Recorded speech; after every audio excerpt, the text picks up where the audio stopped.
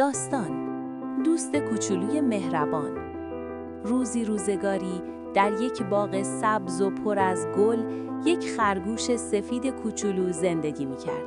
او خیلی بازیگوش بود و هر روز بالا و پایین می‌پرید. یک روز خرگوش کوچولو دید که جوجه‌ای زرد از لانه افتاده است. جوجه گریه می‌کرد: جیجی، من نمی‌توانم به لانه برگردم. خرگوش کمی فکر کرد و گفت: نگران نباش، من بهت کمک می‌کنم.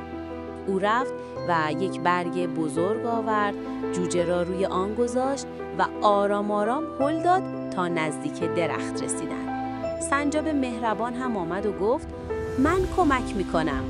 سنجاب شاخه را گرفت و جوجه را آرام آرام بالا برد تا به لانه‌اش رسید.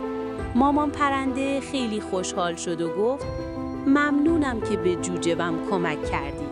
شما بهترین دوستان دنیا هستید.